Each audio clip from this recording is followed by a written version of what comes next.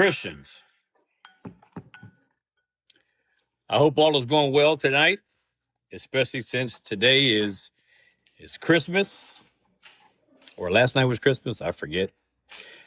But anyway, I trust you had an enjoyable holiday and that you will still be inclined to absorb the Lord's truth in spite of the holiday season, which I'm sure most of you will.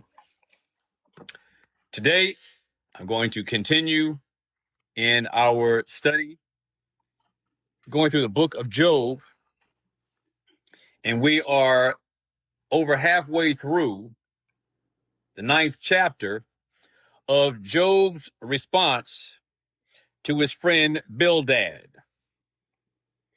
And so I hope that there will be much in here that you can see and discern that will be as enriching to your own soul as it has been to mine in going through it myself. So stick around for a while and let's talk about Job chapter 9 and his words in this chapter. Now, first, we left off in Job 9 verses 22 through 24. And by way of summary, I just want to kind of go back so we can set the stage for the context of Job's discussion and what he has to say. In verse 22 of Job 9, Job says this: "This is one thing, therefore I said it.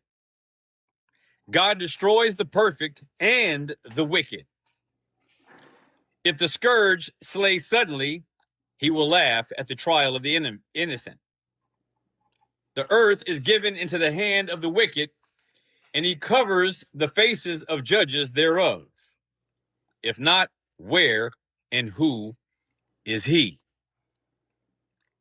Now, in these words, we see Job expressing dark perplexities regarding his condition before God. Remember, he has no idea why any of this suffering that he's going through, why it's happening. He knows it's happening. He's sensible to that, but he doesn't understand if there's some cause that he is unaware of. And in fact, the reality of the matter is that he is unaware of the cause for this happening. And so Job is perplexed.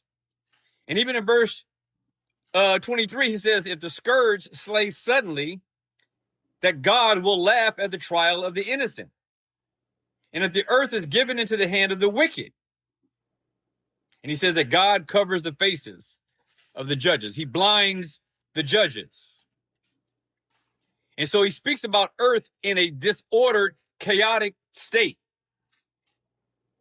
And in this disorder and chaos, it is because the judges are also blinded and the wicked are prospering. Not unlike what we ought to be seeing in our own day, especially here in the 21st century America. Now, Job is not saying God is doing anything wrong or that there's something wrong with God and how he's handling things in his providence. Job just can't reconcile the realities that are obviously upon him. He doesn't know how to make sense of it. And this is what needs to be unraveled for him. And he doesn't know how. He doesn't know how to formulate a conclusion in the matter of his affliction that he is currently plagued with. So God's mystery and his providence remains a mystery as far as Job can tell. And as a result, Job is overwhelmed. He's overwhelmed. He doesn't have a sense of what's happening, although he wants to get one. So we're going to pick up from here in verse 25 and 26. Verse 25 and 26 is where we will pick up. And so what we see here, Job says, now my days are swifter than a post. They flee away, meaning his days. They flee away. They see no good. They are passed away as swift ships, as the eagle that hastes away to the prey. So this is where we're going to begin. Before I do, even though I have a very, very, very, very small panel, I'm going to ask for your early input into our discussion tonight on Job and where we are in chapter 9. Brother Jeffrey, your thoughts, opening remarks. Well, good evening, brother, and good evening, everyone. Initial thoughts are just echoing, Jonathan, a little bit of what you said. Job is just totally overwhelmed here, and his days are swifter than a runner. They fly away without a glimpse of joy. I mean, this man is totally devoid of anything that closely resembles, joy or peace or happiness or contentment. All of those things have been temporarily removed, for lack of a better word, or lost, whatever, from Job. And he is wondering, and still, he says, I will forget my complaint. I will change my expression and smile. He's trying to have the best attitude that he can about this, or at least that's the way I read verse 27. Right. So at least he's trying, in spite of his friends who are there to, quote, help him, and they're not. He is trying to keep some sort of a proper attitude about this. So right. He is doing a good thing to the best of his effort. Right, absolutely. Brother Canaan, what are your thoughts, brother? And happy holidays and good evening. Good evening. I hope everybody is well. I wanted to hone in just for a moment on Job 9:25. Is that okay, or are we there yet? Are we into that section? No, go for it. We're getting started to it, so go for it. Okay. So I was thinking of how it talks about the heavenly prize being like a marathon, right? And so I was just curious in what relationship this verse had when it says, now my days are swifter than a runner. They flee away. They see no good. And so I looked up the cross references for that. And of course, it goes to one that I've been visiting both mentally and with some things that I post periodically. But Psalms 39:5, it says, behold, you have made my days like hand widths, and my lifetime as nothing in your sight. Certainly all mankind standing is a mere breath, Selah.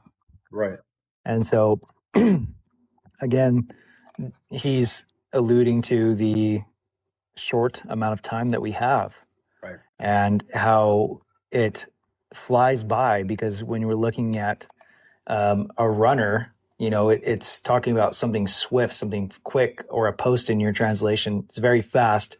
And when we compare that to a marathon, which is steady and takes time, and it doesn't happen quickly, us being sanctified, and being with the Lord again. Mm-hmm. And so it's something to weigh against my mind, my walk, my life, is that though these days are short, how are we using them? Are we using them wisely with discernment and with patience and compassion and really cultivating the fruits of the Spirit? Or are we not utilizing the time that we have, the short amount of time, the breath or the vapor that we have on this earth for nothing, for our own desires and our own passions? So that's just something I'm thinking about after hearing that verse as well. Right. Well, you're right. I mean, he is definitely speaking to the brevity of life. That's exactly what he's speaking to, the brevity of life. And certainly, as you say, brother, that there needs to be a quality of this life that we need to pay attention to, considering the fact that it is such a brief existence, the way that we have it today. Very brief. And when he talks about his days being swifter than a messenger or a post, he's talking about a messenger. That's what he's talking about, like a mailman or a postman. But back then, you got to look at the times. And what he's saying is that, as quick as a post delivers a message, that's as that's as fast as your life is. It comes and it goes. And he says, in these days, he says they flee away, and he says they see no good. And see, what I love about this on the part of Job is that Job recognizes, one, that the brevity of life, he's aware of it, that it is brief. And he realizes that there's a certain quality that needs to be pursued for it to have any significance or any real value. And that's a value that he wants. And it's a value that all of us should seek after and should want to be able to have in this life, because it is so brief. And this should be a lesson to all of us. This should be a lesson to all of us. We need to look at our life like real estate. There's a statement that people always talk about in real estate. People will say, well, buy yourself property, buy yourself land or whatever, because there's only so much of it. And the idea of that is that if you get some of that, then you have something of value. You have something of value by having a piece of the earth's landscape. But when it comes to us being Christians, we need to look at our life as real estate, not the land that we stand on top of, not the dust of the earth, not even our own physical bodies. But what we need to focus on is what our life is as believers. How are we to conduct ourselves? What are we going to do? Or how are we making use of our time as believers while we're here? Because Job understands that his days are swifter than a post, and they flee away. And he recognizes that, he says that, and they see no good. Job understands that our lives, they are not only short, but there's not much good comes out of it. Now, he's not saying that we can't do or exhibit or handle or see or experience good things. But what he is acknowledging is that whatever that good that comes of us being believers and Christians and servants, it has nothing to do with anything pertaining to ourselves, but it is all pertaining to God. He is the source of it from beginning to end. When the parable of the soils was spoken about by Christ, it is God who makes sure, or who cultivates the ground whereby seed can take root in the good ground and spring forth into fruit, some 30, some 60, and some 100-fold. But it is God who prepares not only the seed, but he also prepares the ground that prepares and that produces the fruit. So he goes on, he says that they are passed away as swift ships. Our life, short. He's reiterating another layer of metaphorical language, speaking about how short the life is.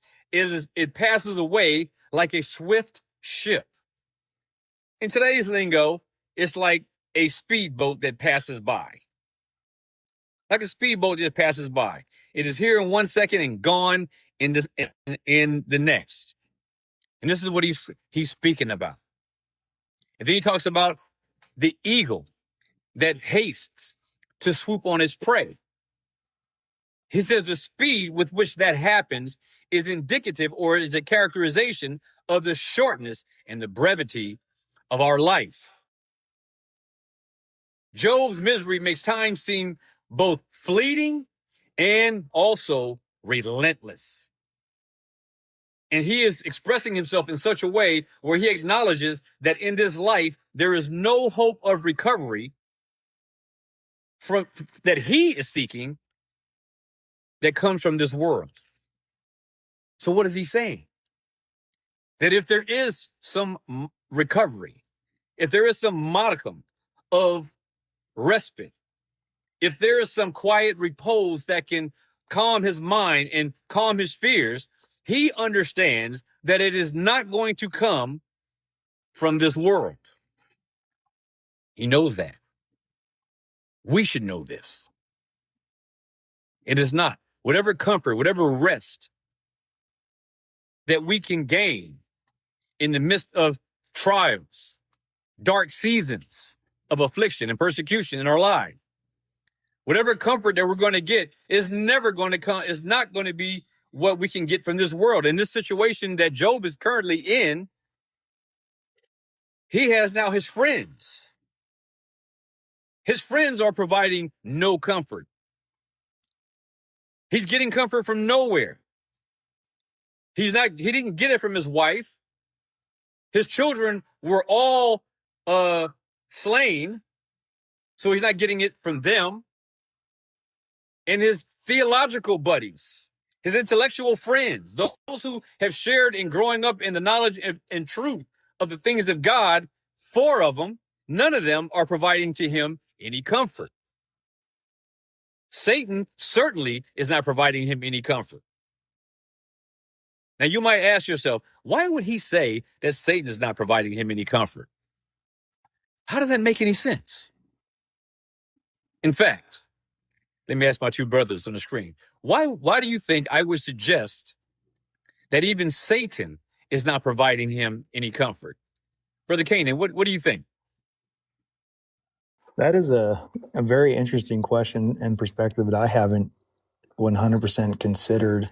If I were to maybe bring about some type of explanation without deviating too far, I would say that if it was of the enemy, he would see something in his life that would be pointing to the enemy, some type of person maybe that's interacting with him that isn't of God, but somebody who's, blatantly of the world and sinful, or, something along those lines where he physically either could see it or be attacked by a person or a group, because we see Jesus, he constantly was berated and attacked and ridiculed by who?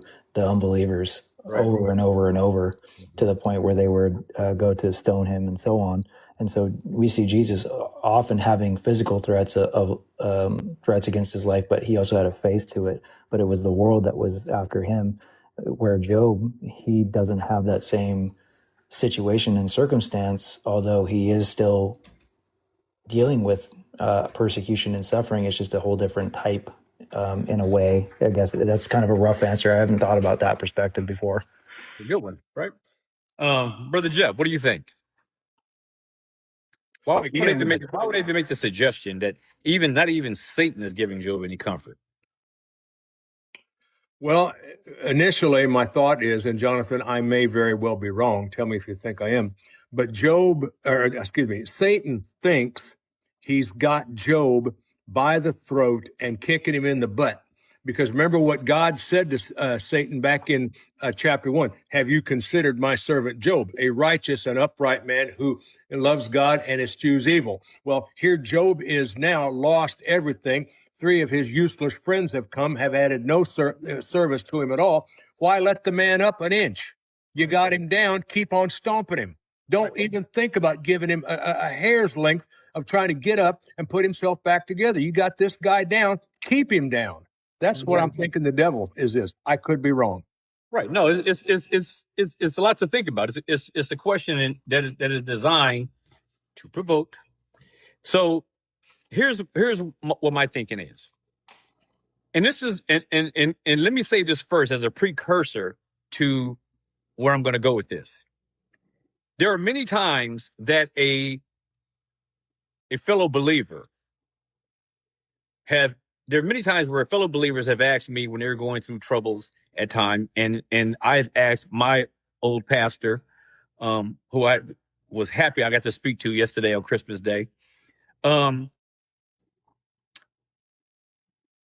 you're going through these troubles, sometimes it is very often that a Christian can be so overwhelmed by what they're going through, their suffering and their affliction, that it might cause them to question their own salvation. And so many times Christian will ask the question, do you think I'm saved? Do you think there's something you think I should be worried? I feel like God is leaving me or departing me from me or whatever. And the answer that I always give, which did not originate with me, but did originate with my pastor who gave this same direction to me. He said this. He says, if you were an unbeliever, that wouldn't concern you. Only believers are concerned about their standing before God. Only believers. The unbeliever doesn't care. They're not asking things. They're not contemplating God. But the Christian, when they are suffering and going through affliction, they are always wondering, has God left me? Am I truly a Christian? Am I truly a Christian? This is what we ask ourselves all the time. But the question of whether or not you are a Christian or not is only a question that true believers often ask. The atheist doesn't ask. The agnostic doesn't ask. These folks aren't concerned about whether or not they are a Christian, but only Christians ask the question, am I saved? Is God still with me? Has he left me? Have I gone too far that I can't be reeled back in? Is my suffering and affliction an indication that God is showing me that God has a distaste for me, that his favor is no longer upon me? These are the kind of questions that believers ask. The worldlings don't ask this. The carnal men among us don't ask that. So when I say that Job had absolutely comfort, he had no comfort coming from me anywhere. Not even Satan. Now, Satan does not provide comfort in order to ease a person's mind.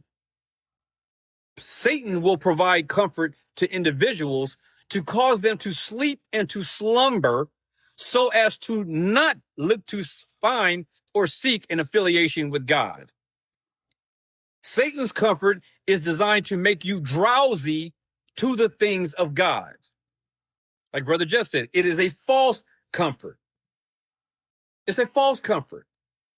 It is the kind of comfort that he can give in order to lull you away from focusing on the Most High, or to prevent you from focusing on the Most High altogether. Satan does provide comfort, but it is not a genuine comfort that is the kind of comfort that God gives. It is the kind of comfort that keeps you away from God. That's what it is. Even Satan doesn't want anything to do with Job in terms of comfort. He wants Job to curse God to his face. So he gives whatever Satan will give to a person just enough to keep them enthralled with the toys of this life. The love of pleasure, the love of money, the lust of the flesh, the pride of the eyes. He will provide these comforts to you, not to comfort you in righteousness, in holiness, in godliness, but to comfort you so as to keep you away from those approaches. Brother Jeff, go ahead. Yeah, well, I was just going to pretty much echo what you just said. The enemy will give you any sort of comfort as long as it keeps you from connecting, Brother Jonathan, with the source of absolute, true comfort and righteousness. He is not opposed to doing that at all. If it'll keep you from reconnecting deeper with the Lord in your relationship and your walk with him, believe me, he will comfort you with anything to keep you from that. And that's partly where Job is right now. Yeah. Satan functions as that drug dealer that wants to keep you hooked so that you have no idea of how to function, because he rips off from you every little bit of sobriety that you have. And this is what he does. He doesn't want you to be sober-minded when it comes to God's things. And so he gives the wicked these little trinkets. And they believe that this is somehow comforting when it's not. Far from it. Brother Nathan, go ahead. Oh, I'm sorry, Nathan. Did you mean Canaan. Canaan? Sorry. So I wanted to add on to what you were sharing about with those things that the enemy uses, because what it really leads down to, as far as I understand, is the road of idolatry. And so I wanted to read a few verses from Isaiah 44, 9 to 11. And then I want to tie that into Matthew. Those who fashion an idol are all futile, and their treasured things are of no benefit. Even their own witnesses fail to see or know, so that they will be put to shame. Who has fashioned a god or cast an idol to no benefit? Behold, all his companions will be put to shame, for the craftsmen themselves are mere men. Let them all assemble themselves, let them stand up, let them tremble, let them be put to shame together. And so I want to tie that into Matthew 7, 24, 27. Therefore, everyone who hears these words of mine and acts on them will be like a wise man who built his house on what? The rock. And the rain fell, and the floods came, and the winds blew and slammed against that house, and yet it did not fall, for it had been founded on the rock. And everyone who hears these words of mine and does not act on them will be like a foolish man who built his house on the sand. And the rain fell, and the floods came, and the winds blew and slammed against the house, and it fell, and it collapsed. Its collapse was great. And so, brothers and sisters, this is why it's so imperative. We need to keep things simple, but we need to be precise with how we address sin in our lives, or these idols that sneak in, because they can come in all different shapes, sizes. And if we are not constantly examining every aspect of our life, and we let our guard down, and if we forget to put on the armor of God one day, it allows these attacks, it allows the sand to seep in and the leaven to spread, and we fall and we fail. And it's not that we're relying on our own strength, but that we're relying on God and his word and the Spirit to lead us in discernment and righteous living. And so we need to keep these things simple, because it's so easy to complicate things with our own ways and our own thoughts and wisdom. Amen, brother. Appreciate that. Sister Angel, you want to add to the conversation? Welcome and happy holidays to you, sister. Angel, you there? All right. Maybe she's taking a break. No, I'm here. Sorry, I was just on mute. Okay, go ahead. Excellent teaching, and the reminder of some of life's struggles always puts me back in remembrance of Job's story. And at any point when you feel like surrendering, I always go back and I ask myself, have you considered my servant Job? And it's like, oh no, I'm going to stand, I'm going to fight, and nothing's going to make me back down. So. That's right. Amen, sister. Amen. So let me ask you guys a question. Since we got a small group here, I'll try to ask a couple more things than I normally would.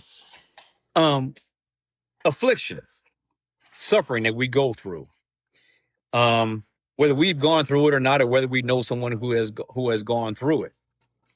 And I mean this particularly and especially, but not, completely, even with unbelievers. What are some of the things when it comes to affliction that people contemplate that they didn't before? What is when somebody's going through affliction, going through a really, really hard time? Especially those who are either Christians and not have been sort of walking the line, walking the walk, or even unbelievers. But what are some of the things that affliction makes people ponder and consider? Sister Meg, what do you think? I think the first one is like, what did I do wrong? So a lot of people are like, when they meet a suffering, it's like, oh God, what did I do wrong? What did you do to me? Instead of not understanding that suffering comes not from sin. The Lord Jesus Christ paid for that already. Right. So it comes from the testing and the trials of our faith. And so this is what gives us perseverance. But I think sometimes it's like, why me? You know, why are you doing this to me, Lord? I've been good to you. I've done all these great things. And these are the things that come up when you are going through sufferings or trials or tribulations. And I think so many people ask, why me? You know? Right. Sister Did Angel, I answer the question right? Because no, it's just a question. It's just like it's no, not wrong. no, not right or wrong, but just saying, like, is it falling in line to what you're? What I'm asking is, like, because you see this especially with people who in our lives we may not see them as believers. They don't talk about God. They don't talk about Christ. They don't believe in it. Maybe you witness to them and they don't want to hear it. Or it can be somebody who says they are a Christian and there's nothing that indicates that they are, but they will tell you that they are. But what I'm saying is this: whenever most people go through a very, very difficult time, suddenly God becomes part of their discussion. And so what I'm asking is, what are some of the things that they bring up when they haven't thought about God up to this point?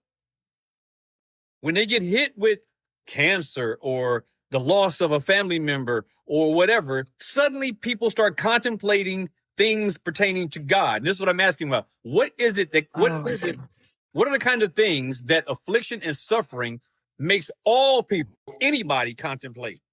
You understand your mortality. And that's exactly what Job is talking about in these very verses.